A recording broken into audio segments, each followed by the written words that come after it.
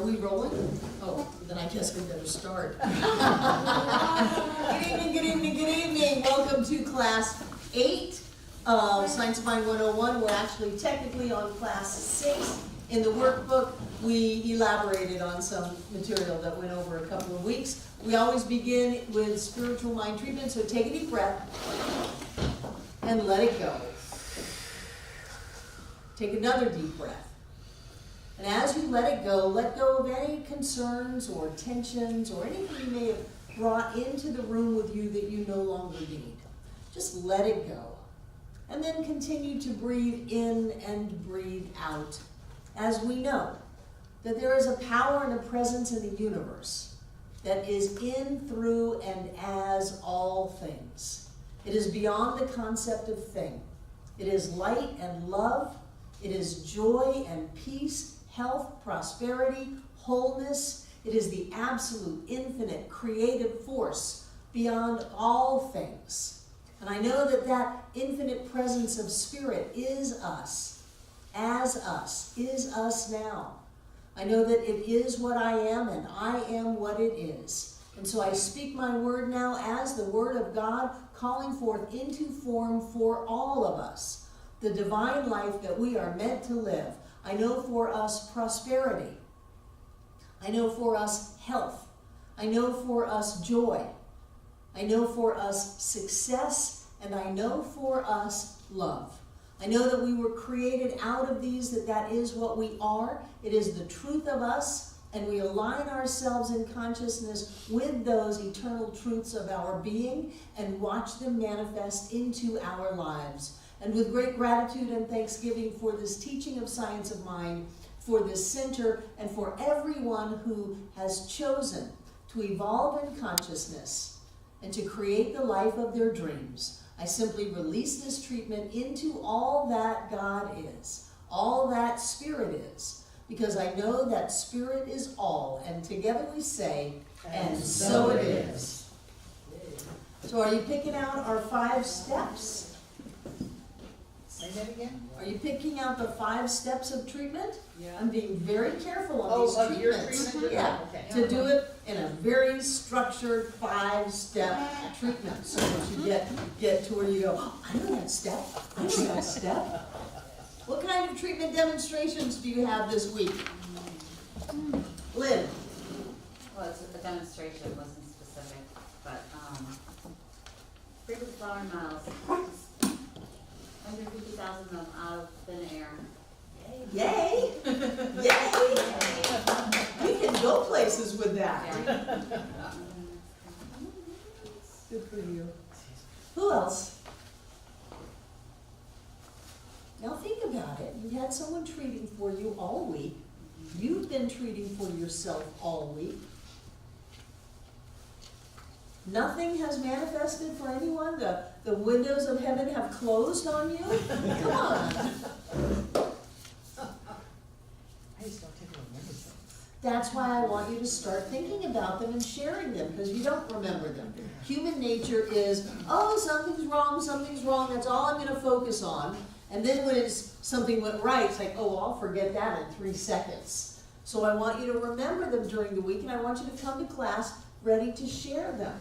I forget both. Well, affirm that. Affirm that I now remember all of the wonderful demonstrations in my life.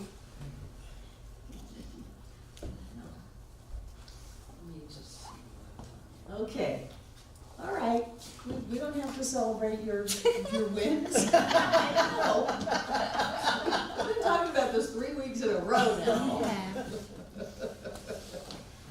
Okay, well, I had a wonderful dinner Friday night. Oh, And we've been treating that. Yes, Breezy. got a lot accomplished last week. And did you treat for that? Did Yes. your partner treat for that? For procrastination.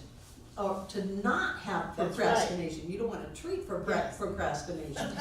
So you got a lot accomplished. Good, good. We had one of the smoothest and easiest dinners that we've ever had. You know, John was actually in the hot tub before the dinner. That's like a milestone. Can we do that? We were out of here by 10:30. which for the dinner night, we're usually here until after midnight, so that worked out very, very well. And we treated that, because it's important to us to have a wonderful dinner where everyone can come together and where everything works.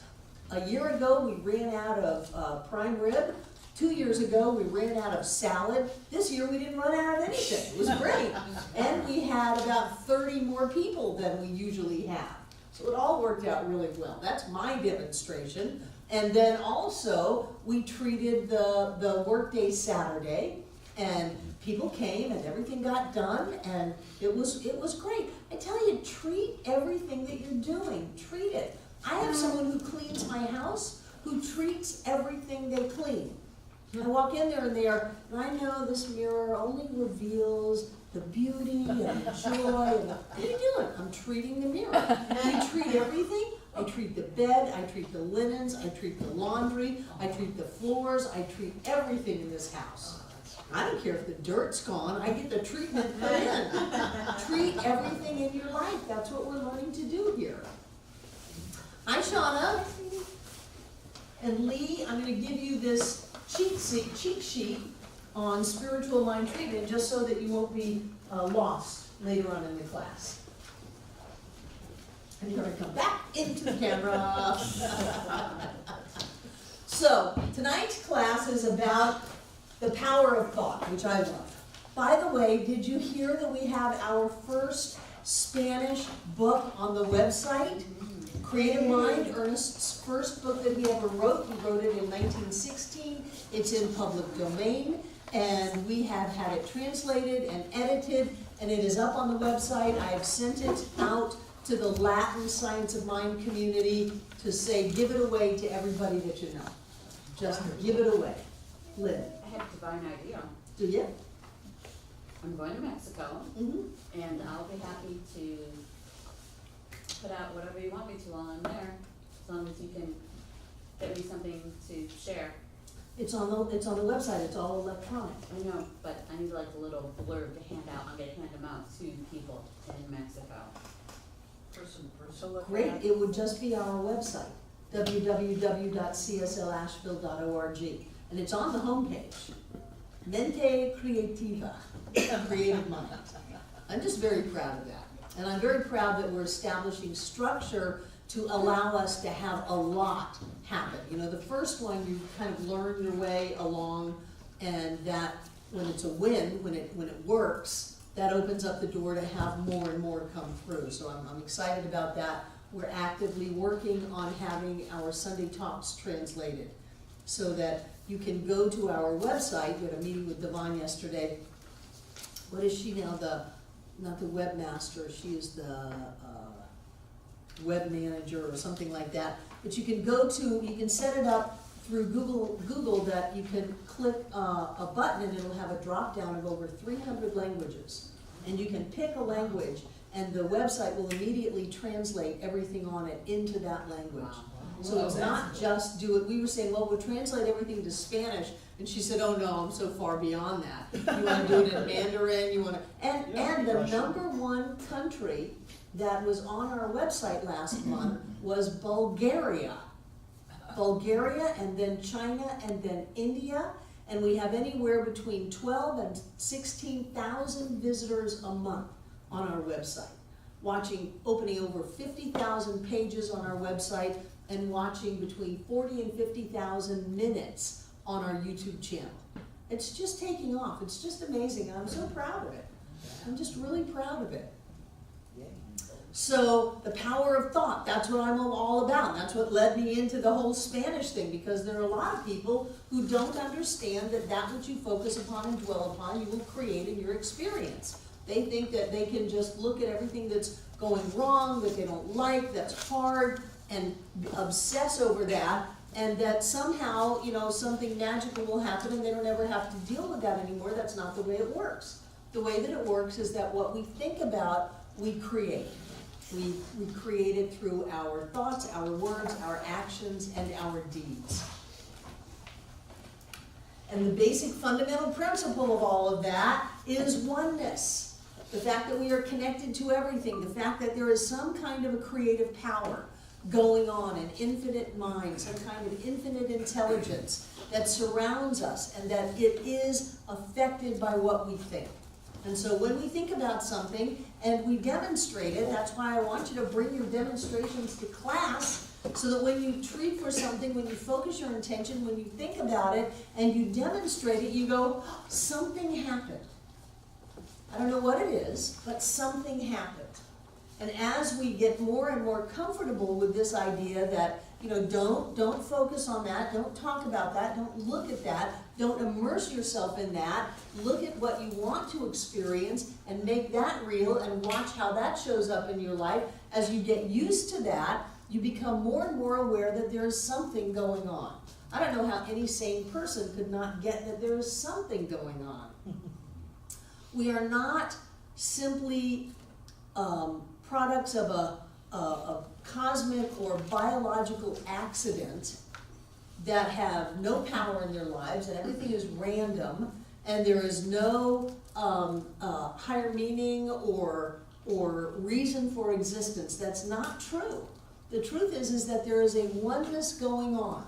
It is intelligent, it is powerful, it is creative.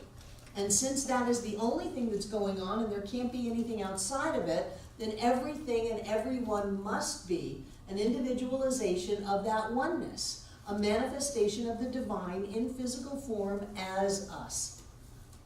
Since we are a point, not a part, but a point of the infinite, then we're connected infinitely. And we are connected not only to each other, but we're connected to our experiences, we're connected to this idea of a universal mind or a spiritual law, whatever you want to call it, but there is something there. And as you start to get that there is something there and that you can use it, you can start consciously creating the experiences of your life. And this chapter talks a lot about physical healings. So when we look at focusing on a physical experience that seems to have demonstrated in less than perfect, whole, and complete, we can know that there is no reality to that, that there is a health and wholeness that transcends and supersedes any and all condition. And when we focus on that, it pops back into form. You know, you got to work on yourself to make yourself sick. You've got to hold on to a lot of negativity and victimization and anger and upset, and keep packing that in your physical body that something's wrong, something's wrong, something's wrong. And our bodies love us so much that they'll go, oh, you want something to be wrong? Here, how about this? And then we get some kind of a diagnosis or some kind of a disease, but the health and wholeness has never gone away. That's the key. The health and wholeness has never gone away, so that when you are presented with someone that is experiencing some kind of a dis-ease and you're treating for them, you don't have to go find it. You don't have to change the liver functions or the way that the lymph system works or the immune system or something like that. It's already there. There is a wisdom and an intelligence in the body that is health itself. We can cover it up with a cloak of negativity and limitation, but we can't stop it. Has anybody had any kind of a physical healing in this class? Physical. Yeah. Anybody ever go to a practitioner and you had something going on and the practitioner treated it and it went away? Yeah. Why is that? Because I know it's going to work. Because you know it's going to work, and because it was there all along. Yeah. For me, that's the heartening part, that I don't have to go out and find the health. And I had a lot of people, I have a minister in this movement who said, I forgot what they had, but they had some god-awful thing, and we were at a gathering or a Sillamar or convention or something, and he grabbed me and pulled me aside and said, I want you to do a treatment for me. I said, okay, I sat down and did a treatment for you. And now he says, Barbara Waterhouse saved my life. I heard that and I went, what the heck are you talking about? So we don't have to go find the health. We don't have to go find the money. We don't have to go find the success. We don't have to go find the love or the joy. It's always there. What we do is we come into alignment with that through the power of our thought. And in coming into that alignment, we open up a door for it to show up in our lives. It's not even the law of attraction where we're pulling it in. Sometimes that law of attraction can get pretty intense while we're trying to drag that soulmate in by cleaning out our closets and cleaning out the garage to make room for their clothes and their car and all of that. It's not that way. That is already here. That person is already here. That experience is already here. That state is already here. And what we do is come into alignment with that. The power of thought is the most important thing that I think we'll ever learn. I think it's even more the power of the word, because the word is spoken after the thought is thought. And so the power of thought is what opens up the doors for us to be able to live the life that we want to live. I know a lot of people who have a lot of money and they're miserable. And I know people who live in the projects and are in effect stone cold broke, and they are in their joy. John and I used to, actually John used to, I tagged along, John used to work in the projects all over the country. He had an organization called Opportunity Technologies that was a part of an offshoot of the Hunger Project, the old Werner Erhard thing. And he would go into all of these housing developments and build gardens, raised bed gardens the size of 2 of these tables, and organize the people into garden clubs, and they would plant the gardens, and they would grow food. It was literally the carrot dangled in front of them for them to come together and to start to learn some things about themselves and their neighbors. One was, you don't get to fence off your garden. You have to learn how to be with the people in your community. And the thing that a lot of these people would do, people who are raising their grandchildren and, you know, they're on welfare and food stamps and they're old, you know, because they're raising their grandchildren, they would go out there and they would grow this food, and even though they have a house full of hungry people, they would cut some greens and they would take them to a neighbor in their joy. And they would not just pack the garden with food, they would plant flowers. I mean, isn't that beautiful? So I know people who don't appear to have any money who are rich, and some people who have lots of money who are very poor. It's because of the power of thought. When we can look at ourselves and know that we always have more than enough, that life supports us in everything that we do, that only good can come from this, that everything is working out, when we can do that and really get a hold of our thought and speak those words and know that and believe it, then everything falls into place.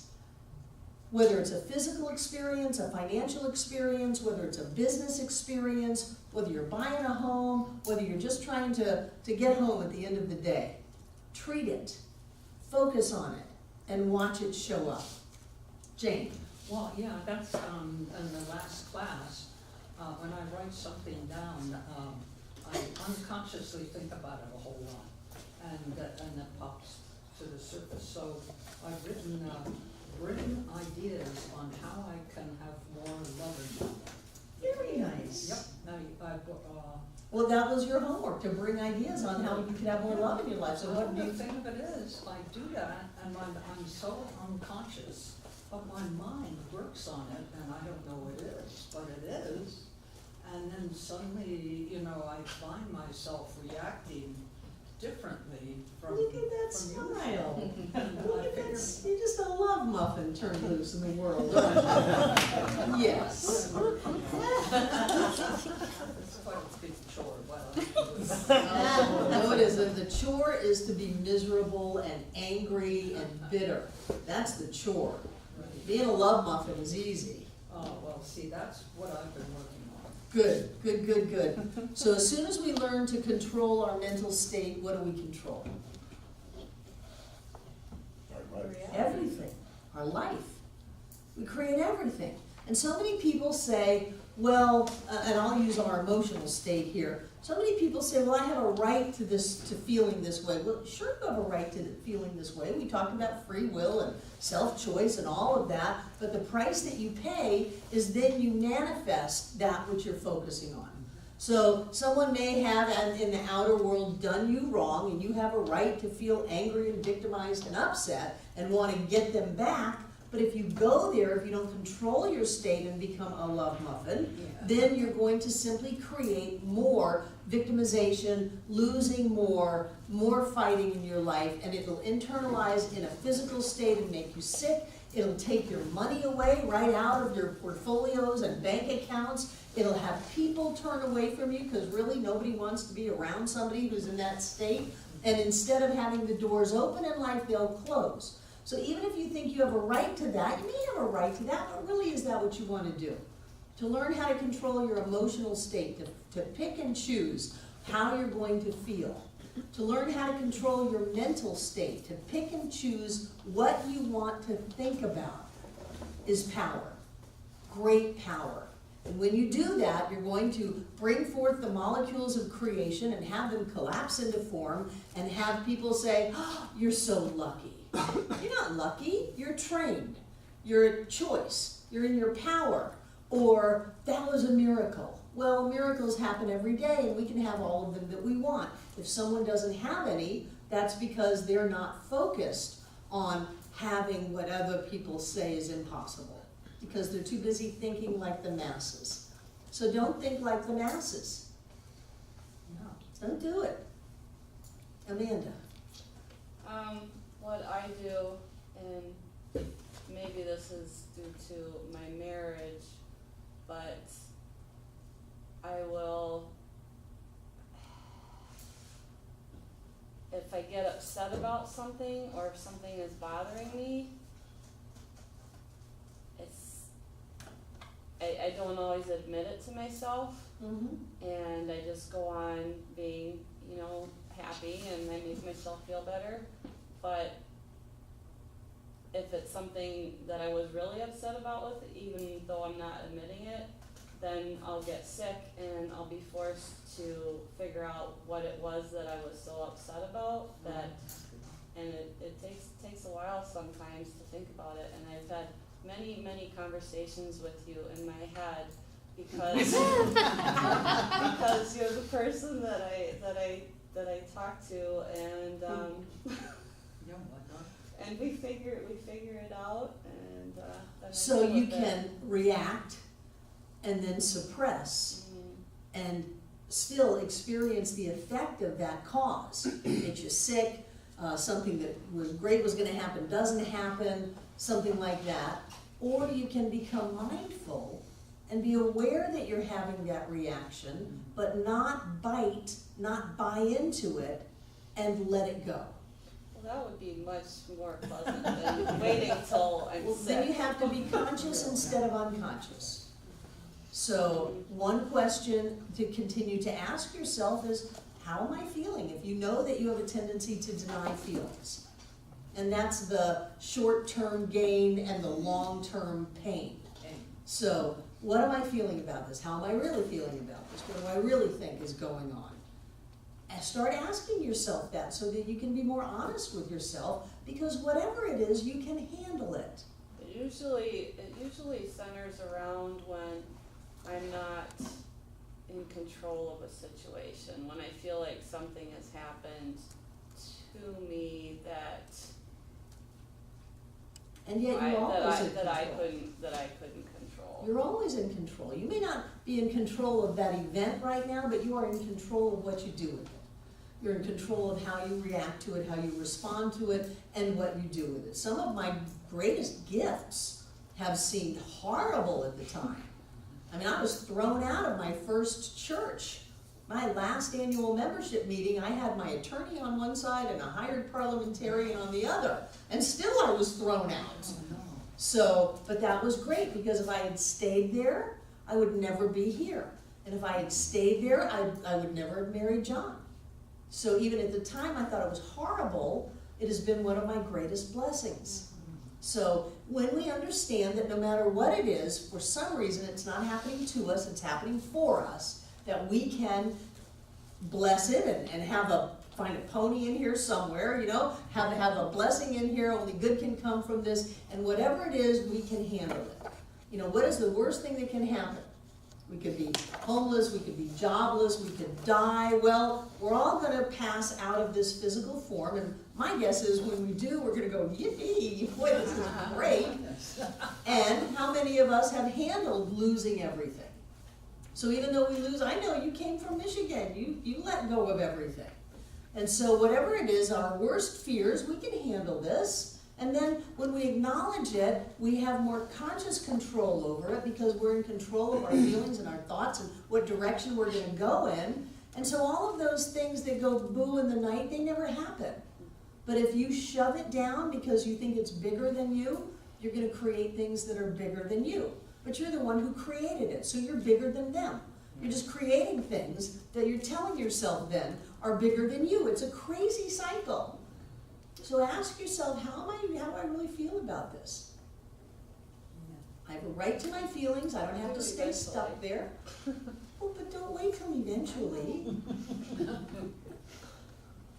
What are your triggers? We'll just get into a little therapy. It's when something's not going the way that I think it should go. Okay, so then your mantra is what?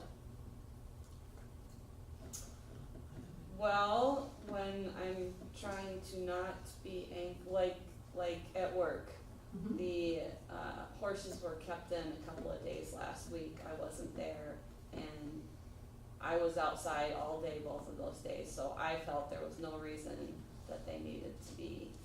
And I was so upset about it that I was actually thinking of going to part-time there because I felt like I don't have any control. It's not my place, it's not my horses, I can't make the decisions. And I was like really upset about it. So there are helpless horses being denied frolicking in the cold weather. You think there's a little projection going on? There's helpless Amanda Probably, being denied her joy. The truth is that the horses were fine. And I came around to that. It's you know. So they're your okay. mantra is going to be, only good can come from this. All things in perfect order. That's a lovely mantra. It doesn't hook you in. All things in perfect order. Everything is unfolding according to, a divine balance and harmony. I don't want to say divine plan because that puts a guy up on a cloud that's got a plan for us, and I don't believe that. But I do believe that there's harmony and balance. And I personally believe that every sentient being on this planet is creating their experience, including those horses.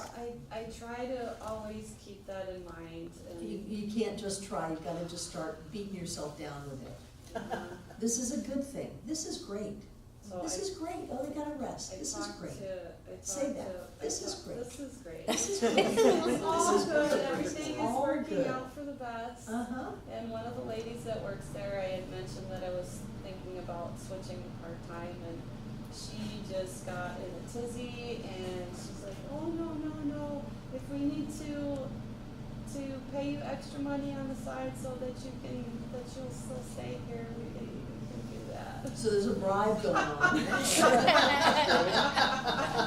So look at how easy it is to get hooked into this idea, not of oneness, not that spirit is manifest in and through all things, but that there are helpless victimized aspects of life. That's two-ness, that's separation. Look how easy it is to get hooked into separation. Everybody does it, and when you do, you have to take control of your mental state and take control of your emotional state. Even if you are telling yourself things that you don't believe, tell yourself that anyway. Tell yourself until you believe it. Because it's a crazy thought that says, my guess is these horses get fed, they're in a barn, they're tended to. These horses are doing very well, but we can take that and turn it into that there's an evil power out there who's going to try to get these poor horses. We can get hooked. But I tell you, you can only get hooked if you're hookable. And I think that what is hookable in you is your unresolved issues with your inner child. So you may want to treat yourself that all aspects of you are healthy, that you are clear about who you are, that you are powerful and strong and living the life of your dreams. And put that in there, put that in there, put that in there, put that in there. And then notice if you get hooked, lift yourself up. Doesn't matter if you fall down. Everybody falls down. Get up. Get up. And you get up by taking control of your mental state and your emotional state. You're the only one who can. Nobody makes you do anything. Nobody makes you feel anything. Nobody makes you think anything. You're the only one who does that. And you're the only one who can pull yourself out. So what we have is this idea of belief. Ernest quoted in the chapter, it's done unto you as you believe. And there's a statement of we're from Iowa or something like that. We'll believe it when we see it. Whatever state that is, there's a phrase. Oh, yeah, Missouri. Missouri. Show me state. The show me state, Missouri. We'll believe it when we see it. And the truth is we'll see it when we believe it. But who's going to make us believe it? Only us, especially if we haven't believed it in the past. Especially if we haven't believed that we deserve to have feelings. Especially if we don't believe that we deserve to have a life filled with love and joy and happiness and prosperity and health and wholeness. Especially if we don't believe that it's possible. I mean, how many things in this center have we demonstrated that are just flat out impossible? We have one person, the doctor left a message on her phone that said, if you do not come in and have this surgery, you'll be dead in 6 months. Oh, nice. That was well over 10 years ago. Oh, my goodness. Yeah, that's impossible. Impossible. Well, we have the impossible. So what do we believe about life? If we believe that there's a guy up on a cloud that is out to get us, because God knows we've all done things that God is going to punish us for. If we believe in that, then we're going to continue to create the outer experience of having that outside power that's doing something against us. Or if we try really, really hard and we're really, really good, maybe we'll get a blessing along the way. When we question that and realize that in order for a oneness to exist, it must exist in its totality at every point simultaneously, which means all of spirit exists at the point of us. And when we start to look at that and realize, well, that means all of the creative ability of the entire universe and beyond is at the point of me, all of the love, all of the joy, all of the health and wholeness, I can have a great life. And you start working on your beliefs. That's why we were doing hidden beliefs a few weeks ago, so we could take that belief that no longer serves us and flip it around into a treatment and treat ourselves for that. That of course I'm safe, of course I'm loved, of course I deserve to have a great life. And then we come into alignment with that, and because we're not having to create it, we really don't create anything. It's already here. We simply come into alignment with it, and it flips into our lives. And some people say, oh, that's a miracle, or that's luck, or whatever. But we know it's because we took control of our thinking, and we focused on what we wanted, and we had it show up in our lives. We didn't even bring it into our lives. We opened up a doorway in consciousness for it to manifest in our lives. Does that make sense? Everything is from consciousness outward. So if we want to have certain things in our lives, we have to create them on the inside. And I love what Ernest says. He says that if you want something, then you want to take your consciousness about that and expand it out as great as you can. So if you want prosperity in your life, if you want a demonstration of prosperity, you have to have a consciousness of prosperity. And he says, take that idea of prosperity and think about things as big as you can. Think about the universe and the stars and the nebula and the whatevers are out there on a really big level. Think about the grains of sand on a beach. Think about things that stretch your consciousness about this. Why do you think we have people get up on Sundays and share physical healings and demonstrations in their life? So that people can go, wow, that happened for you? They said you had cancer 5 times, and by the time the biopsy got to the pathologist, there was no cancer. Wow, that stretches our ability to be able to embrace a consciousness that says health and wholeness is mine now. That I can have that. Well, she had it, I can have it. all these people had it. I keep getting bombarded with all of these healings and demonstrations, and if that's really what's going on, then I can have that. And so we stretch out. They say that the universe doesn't know the difference between a penny and $1 million, or a penny and $1 billion, that the only limitation is inside of us. So what can we do to stretch on that? Well, let me see, I could afford to have a $100 car that doesn't go in reverse. That was my first car. And so I demonstrated that. And then it was, well, I got that. I can stretch a little bit. I can go to the auto dealerships, and before, if they throw me out, I can sit in their new leather, brand new cars, and I can maybe ask them for some pictures of them, and put them up on the wall to bombard myself visually with them. I can expand my consciousness. I can get to know people who are in good relationships instead of just talking to people who are fighting. I can stretch my consciousness to allow more and more good to manifest in my life. But you're the only ones who can do that. People who sit around and watch soap operas all day, it's no wonder that the divorce rate is so high. But if we can be around people who have chosen to love, be around people who are supportive, being around people who are demonstrating good things in their life, then we expand our consciousness in that. And the more that we expand our consciousness, whether it's for prosperity or whether it's for health or whether it's for success, read books about people who are successful.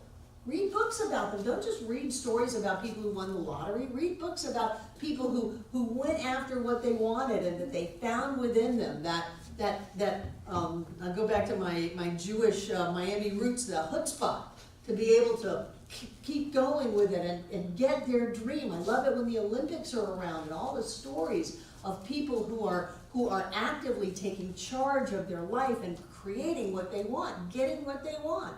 We expose ourselves to that and we expand our consciousness.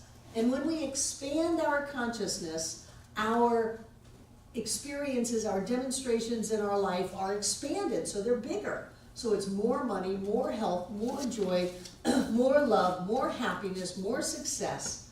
That's all about expanding our consciousness. If we're a realtor and we hang out with people who say, oh, you know, the real estate market's taking a big slump right now. Well, it's the time of year. You know, houses don't sell in the winter, they sell in the summer, so you might as well just not even try. That's stupid. Don't be around those people. Don't talk to those people. Look at all of the listings that have closed. Look at all of the things that are happening in the world and expand your consciousness. But that's the only thing that you can do. But you are the only one that can do that. There's nobody that's going to chase you down and be the consciousness police, be the thought police, and smack you on the top of the head every time you have some stinking thinking and some negativity and some victimization. You're the only one who can do that. Right? You're the only one who can do that. And you've got to love yourself enough to make the effort on your behalf. And if you do, I guarantee you, you will create a life beyond your wildest dreams. We do it all the time. All the time. Yes, David Mark. Back up just a little bit. When you began this section with, it's all consciousness from the inside out. That point, and I think the strong point that Holmes is making in part of this chapter is that when it said it's done unto you as you believe, is what I think he's really trying to point out, and what you just clarified is, it's really done onto you according to the states of your consciousness. Yes. And that belief, and when we're talking about belief, particularly with the science of mind, it's really consciousness. Mm-hmm. And I think belief is something that is sort of, I don't think people relate very well and clearly to really what belief is. Right, that's why we did the hidden belief exercise, Right. to start looking at, how do we believe? Amanda doesn't feel safe. I mean, that's a belief of yours, that someone can deny you your good because you are the horse. That's a belief. And we have these beliefs. One way to find out what you have in your belief system is to look in your life, because it's right there. Well, I mean, he says that, you know, and as a matter of fact, he states somewhere here that your consciousness is everything that has ever happened to you, that you ever thought about, you ever said, that you've ever experienced, that you have ever felt. And that it doesn't go away, you just keep adding to it. Right. And it keeps, And I wouldn't even limit it to this life. Ernest was not a believer in reincarnation. But I believe that I've come into this life with certain things, that I didn't start as a fresh slate in this life. So I believe that our consciousness is even things that we're carrying over through other experiences. yes, but I mean, he also points out that there's the effects of race consciousness, familial consciousness, and other hereditary things in terms of ethnic things. Right, and but so we have to forth. let that in. We have to let that race consciousness and that familial consciousness and that gender consciousness and all of that in. When Leo Biscaya, remember him, all of his early books about love? He has a brother that had a terrible childhood and a terrible family. And Leo had a wonderful childhood and a wonderful family. They were side by side in the same family. So yes, it could be race consciousness, it could be our family, it could be the environment in our school, but we had to take that in. And we had to either let it stay and bring it to life inside of us, or say, no, that's not who I am, I'm something different. Yes, but that also gets back to what he's talking about here in terms of choice. In that a lot of what is let in was through not really making the choice. Well, but I think we're always making the choice at some level. I think that in the beginning, we don't really know what choice is. I think even babies are powerful, creative, spiritual beings making choice.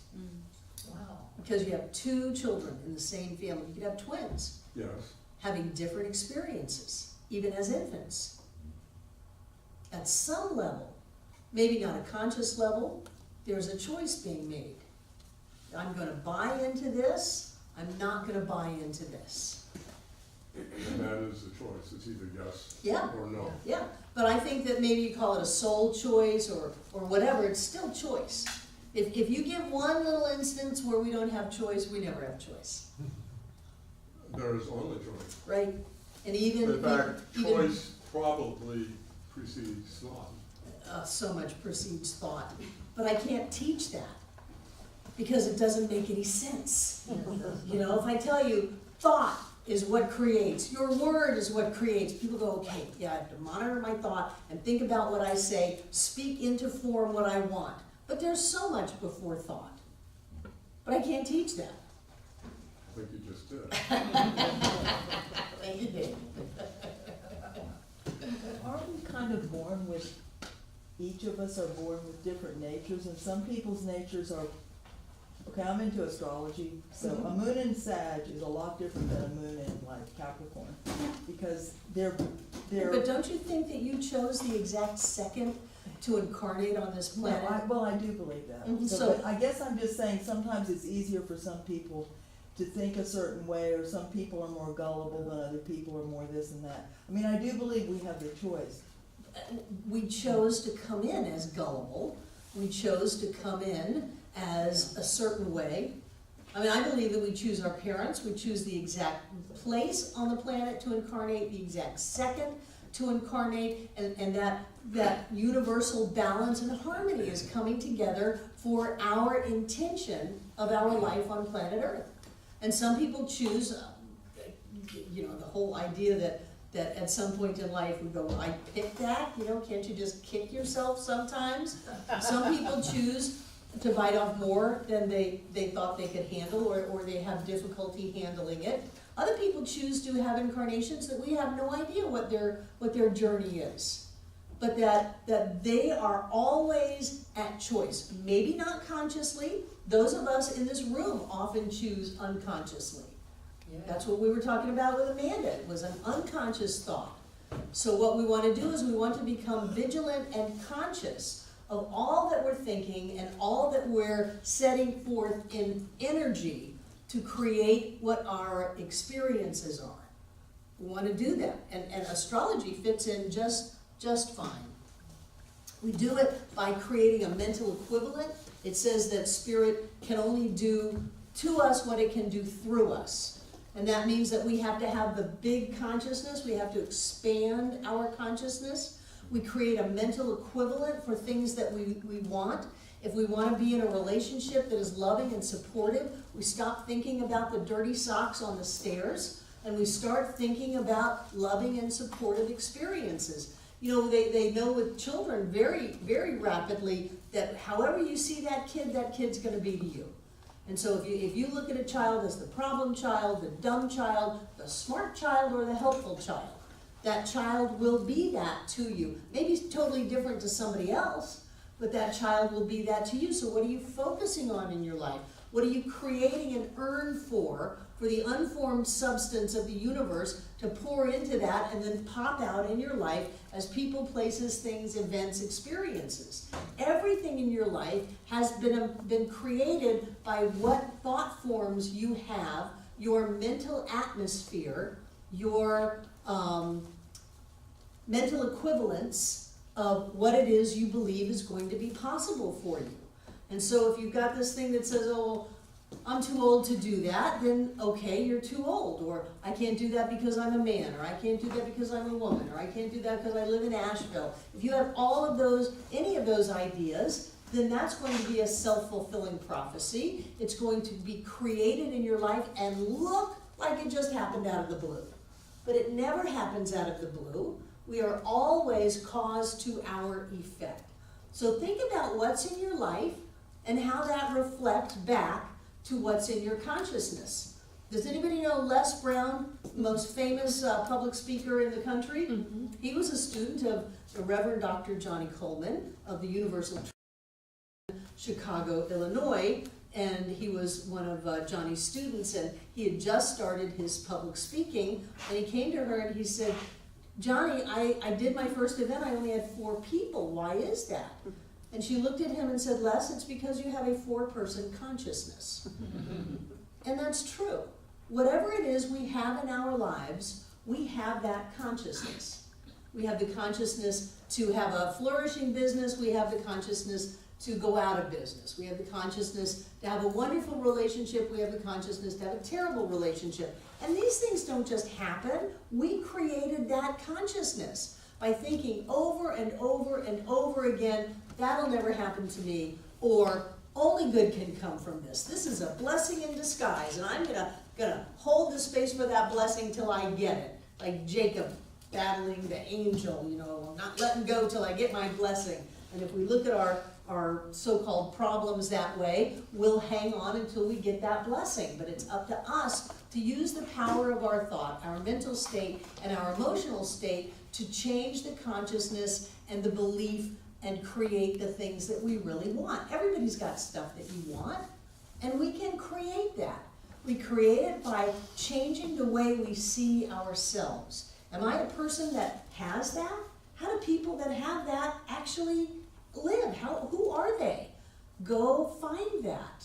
There's nothing wrong with you. There's nothing different from you than people who have whatever it is they want. So if you establish that in consciousness, if you work on your belief system to understand that yes, you can have that, then you'll flourish into it and it'll manifest. It's really cool. When I started this teaching, I had nothing. I had no place to live. I had no money. I had a 3-year-old child. I had nothing. And through diligent work on myself, I have created pretty much everything I've ever wanted.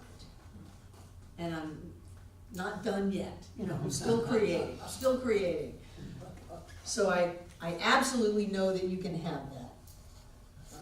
Your mental atmosphere is much like your consciousness. It's got all of your thoughts, all of your beliefs, all of your stories about life. You know, if you have this story that says, well, I don't have what I want because, that's a story. I don't have what I want because of my childhood, because of my lack of education, because of my socioeconomic status. That's all a story. And frankly, it's a bunch of BS. It's a bunch of belief system. And you can change that anytime you want. So whatever it is your mental atmosphere is, have you ever felt people's energy? Yes. You go up to someone and you just love being around them. It's just wonderful to be around them.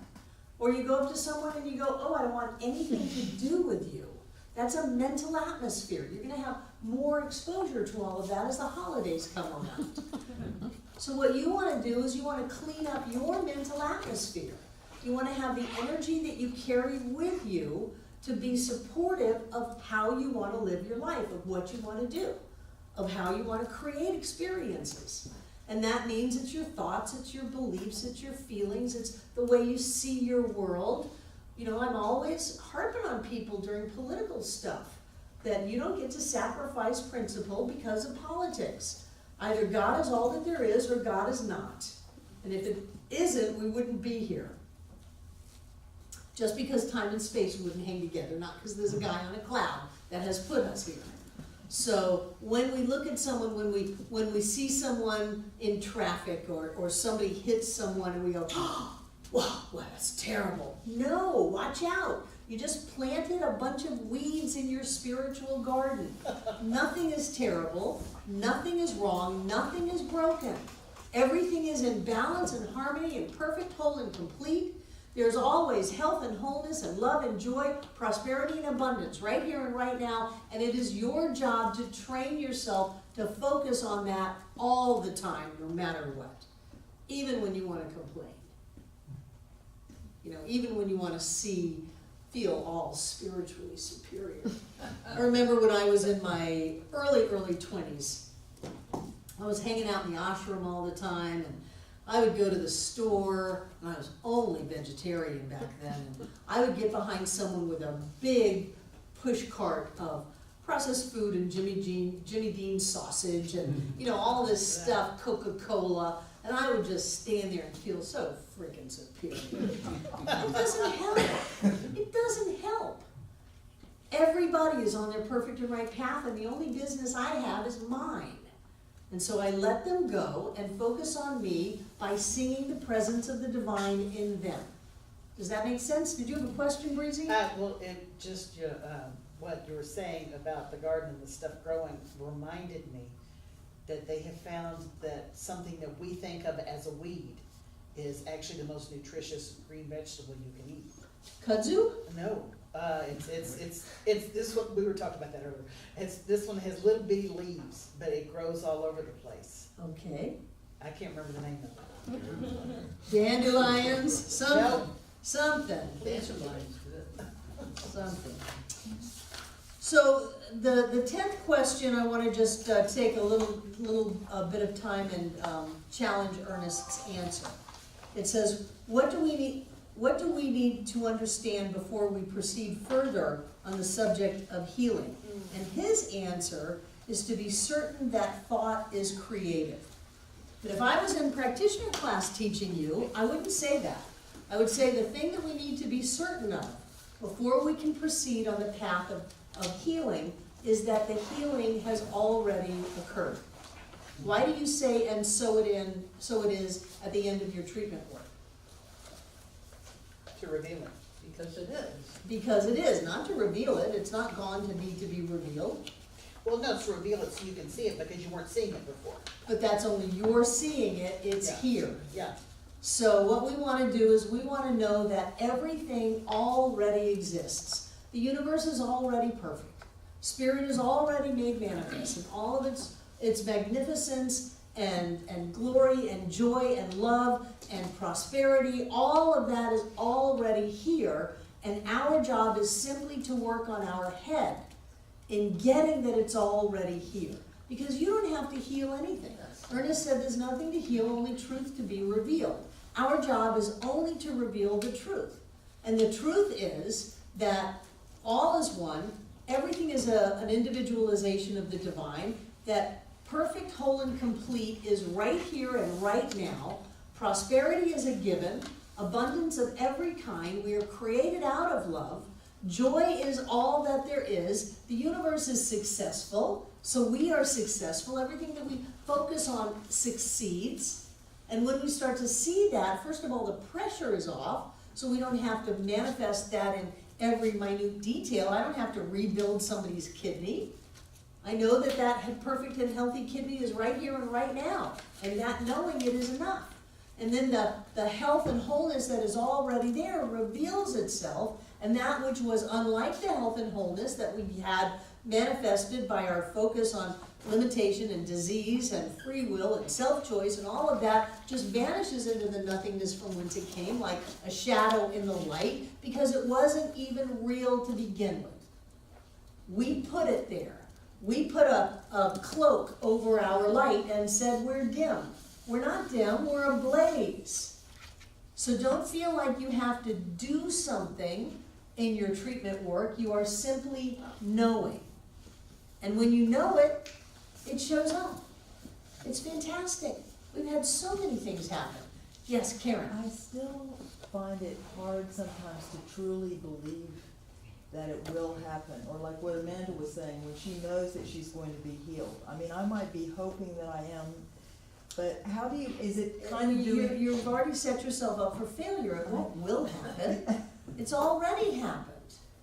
You're already healed. I'm already healed. Say that. I'm already healed. I'm already healed. So you're not believing that something's going to happen to change the illness into health. You're already healed. Well, I am actually healed, but. Well, okay, so what in the world are you finding it hard to believe? You're setting yourself up for the rest of the room to have a problem. No, but what I mean is, it's with other things too, like so many practitioners. I mean, I have a friend in California who's one. Oh, I don't know about those California practitioners. I only know about mine that I taught. But I mean, she really does, but people here think that whatever you really want to happen will. Well, okay, where does the idea of No, not what fit you in or want to that? happen. Or- You don't change something by wanting it. For that matter, wanting it pushes it away. You become that. If you want to experience more in your life, you must become more. Hence my license tag for 30 years that says be more. Be more if you want to have more. It's always from the inside out. If I want something, I'm never going to get it. I have to already have it. I have to know that it's mine, that it's manifest right here and right now. Whether I can see it or not is irrelevant. That's just the time-space continuum. It exists. It's here. There is no way to have a thought and not have the manifestation of that thought. If that were the case, there would be an empty hole in the infiniteness of spirit. Time and space would collapse and we would not be here. So you don't want it. You have it. I accept my good right now. I'm so grateful for this good right now. I'm so happy that I have this right now. Not I want it, I hope it happens. No, I have it. Isn't this great? I have it. The Practitioner 2 class right now is anybody in Prac 2? Is in a who? Isn't Breezy? No. They're in a process right now where John is having them treat for something they already have. But they have it, so that they'll get that feeling that I've got it. I can hold it in my hand because I'm holding it in my hand. I'm getting that feeling that I can hold it in my hand. Sandy and then David. Before coming here, I was doing a lot of work with Abraham, Law of Attraction, and she teaches about the rocket of desire. I desire, I want. So that's different from It is. That's her first step. Okay. Her second step is to create a better feeling thought. Yeah. To do rampages of appreciation. Right. To generate the energy that everything is great. You can play with rockets of desire or not if you want. I choose not to. I choose to focus on what is already so, whether I can hold it in my hand or not. I know that it's true. I know our mortgages are paid off. I know that we are reaching millions of people around the world. I already know that. I know that it's true. Nothing can deter me by saying, oh, well, you were only reaching 16,000 people last month. No, we are touching the hearts and lives of millions of people. And I know that inside of me. It's not wishing or hoping or thinking or praying, it's knowing that. David. In a way, I think Ernest is really saying much more than that. Because for one thing, I think just the word and what the general idea of healing is that something needs to be fixed, is what healing is suggesting. And is what Ernest is saying here is he says, I think he's saying, is no matter how good things are, how wonderful they are, you can always conceive of something better. And if you can conceive of something better, then that can take place. And that really is not, in the true sense, what healing is. In other words, you're not fixing something. Right. You're taking something that's really great and wonderful, and you turn it into something that's even better, greater, and beyond. Right. Which is, I think, actually beyond healing. Right. Healing is a misnomer because everyone is already healthy, whole, and complete. Yeah. So the idea that we are going to be healed presupposes that there's something that is not healed, broken, wrong, bad, something like that. And as soon as you get into that, you move from the universe of oneness into the universe of two-ness, and you have separation, and then you have to go beyond that separation in your own head while you're doing your treatment. Don't go there. Everything is already done. That's why he says there's nothing to heal, only truth to be revealed. And that if we had to heal someone, we would never be able to do that. That it's just a revealing of the health and wholeness that is already there. And then to understand that we are connected and that our thoughts are operating upon some kind of universal mind, universal law. Something happens to our thoughts when we think them, and we can have an impact on someone else by how we see them and what we think about them. So all we have to do is look at everyone as perfect, whole, and complete, and the healings just abound because you were never not healed to begin with. You were never sick. It is amazing. And you're right, he says never stop having more joy, more love, more prosperity, more happiness, more success. Always go for it because the universe is always expanding. If the universe wasn't expanding, there'd be an end to it, and then you would not have an infinity. In order for there to be an infinite, it has to continue to move out. Isn't that crazy? But it's true. So we are created out of that outward motion of its expanding consciousness, and for us to be in alignment with our true nature, we continue to expand. This is it. Elin. I think if I could offer a little bit of help, that there are We need people help. that are getting tripped up in the how. And the how is not for us. It's not in the realm of knowing. It's in the realm of being. And how you get to that point, that's kind of oxymoron. How your consciousness gets there, that's just like mental gymnastics. But if you were gonna ask me how I wouldn't even say it was me, how I reassembled my body, it's a knowing. It was a state of consciousness that my mind was already in. That you were already perfect, whole, and complete. Yes. Yes. See, if you were never broken, then it was just a matter of time and space catching up to consciousness as your body came back into alignment with itself. So there was not anything broken, there was not any disease, there was not anything wrong. On a consciousness level, you were always perfect. And that's how you go back to that state. So it's not anything that's broken, it's not anything that's wrong, it's not anything that's sick. That we can play, with light and dark shadows all we want, but that doesn't make it real. The only thing that's real is the light. The only thing that's real is the health. the wholeness, the balance, the harmony. And so when we go back into that in consciousness, the physical form comes right into alignment, which is why Lynn was walking way before they ever said she'd be out of a wheelchair. How does that happen?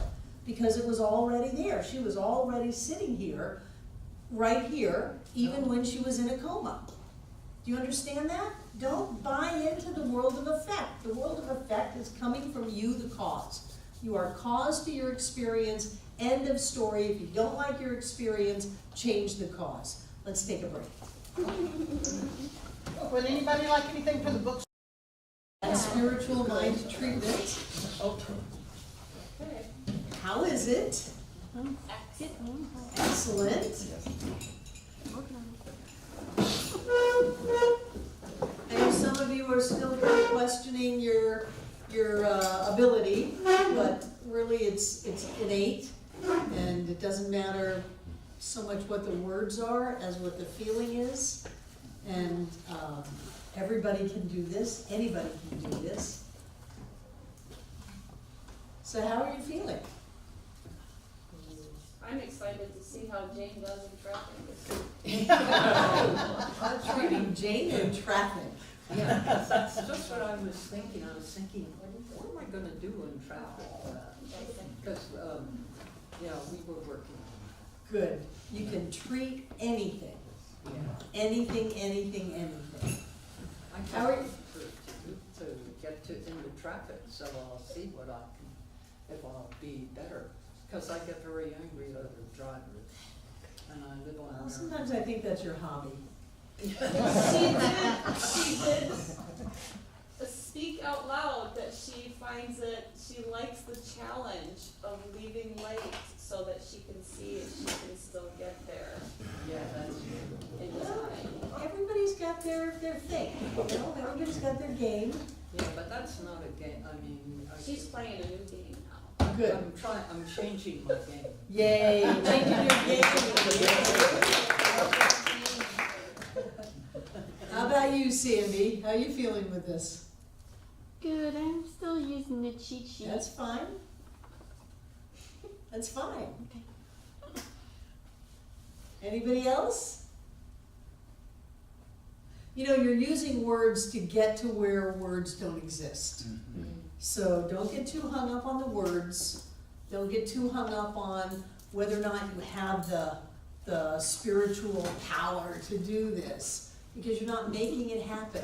You're simply noticing that which already exists. Health, happiness, wholeness, joy, it's already here. And all we do is notice it. And simply by bringing ourselves into alignment with it and noticing it, it shows up in form. And one of the coolest things is that we can do that for each other. It's that whole oneness idea that has us all connected, that we are actually different aspects of each other. So what I know inside of me about you, Karen, shows up in Karen's life, shows up in my life. Remember, whatever it is you're treating for your partner, you get. That's why sometimes you go to the practitioners and say, oh, I want you to treat for prosperity. And they go, oh boy. Because they get that. Any other, yes, Karen? Well, working with David, I realized that you can, if the person who's treating me is painting a picture almost of what it would be like, which I felt like he did that. I mean, my eyes were closed, I could just see exactly what was happening. It made me feel a lot better about trying to sell my parents' house. Good. You know, Some people are visual, Yeah. so go for the pictures. Some people are auditory, some people are kinesthetic. Use whatever means you have to connect. There's no right way and wrong way. The right way is the demonstration. And however you get there is fine with me. Good, good, good, good. So use pictures. Well, I mean, it wasn't a picture, it was just the words he was using. It was very soothing to me to hear what he said, and they weren't things that I would have thought on my own. And I think that's where the creativity comes in. If you start really thinking about that, you start getting more creative. in And what you're sometimes saying. you open up and that other person just pulls ideas right through you. Mhm. And they come through. If you're not so worried about saying the right thing doing it all, you know, the way it's supposed to be, and you can just relax into it. David's got 1,000,000 years in this teaching, and so you relax into it and open up, and people can just draw that which they need right out of you. It's a wonderful experience. So how are you, Debbie? How long have you been out of class? 5 years. 5 years. So how is it being back? Amazing. Good. Yeah, Good. I love it here. When you first left to go to Thailand, was that a demonstration of treatment? Taiwan? Taiwan. No. Okay. Okay. That's No. good. That's good. That's honest. Yeah. When Barbara Updike went to Japan, that was a demonstration of treatment. Actually, no, I can't say that because I knew without having a job or a place to live or anything, I just knew that I would show up and that would all happen. And it did. And it did. I remember that. Yeah. Doing Facebook posts. Yes, yes. So yeah, so that of course was, because it was a knowing, I had no doubt. There was no doubt. Good. Yeah. Good, good, good. Mm. Anybody else? You're doing great work.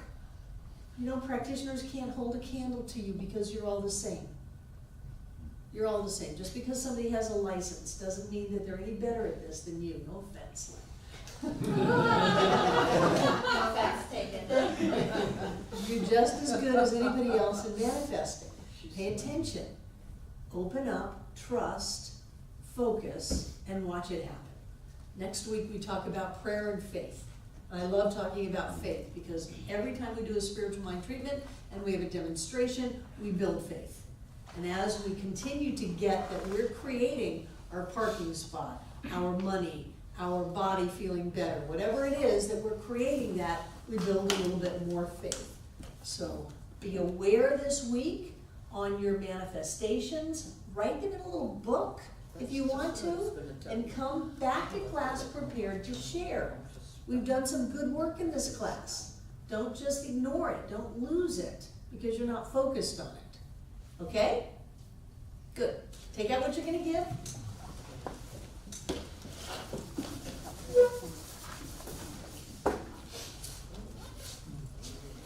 And what I know is that this infinite presence of prosperity, of abundance, of ever-expanding consciousness is all that there is.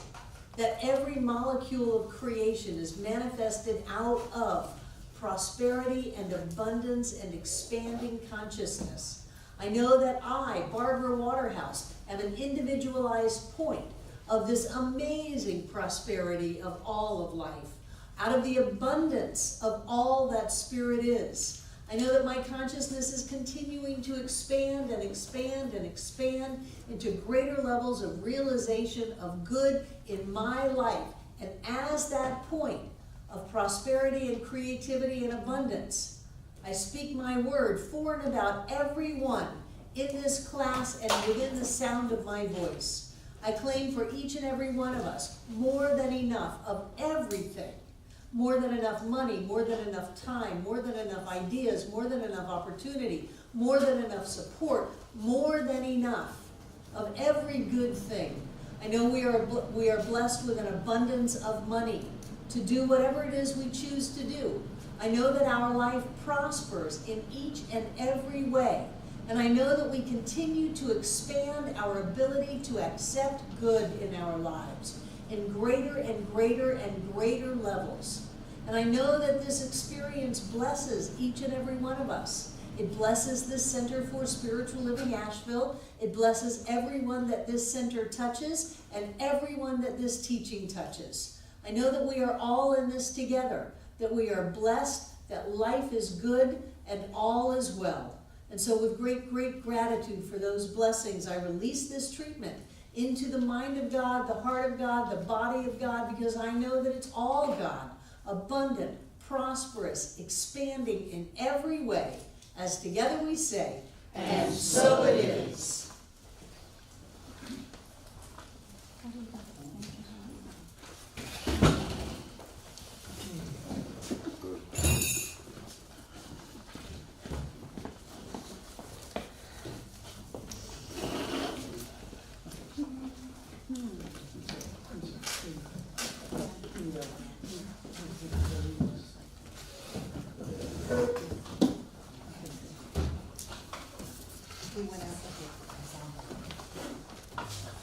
went out where? Rick went out there to get us on.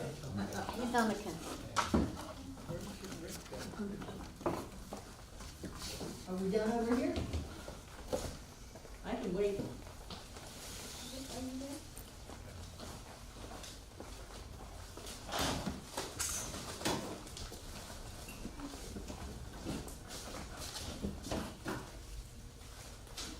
And I know that everything in these baskets is blessed, whether it's in here yet or not.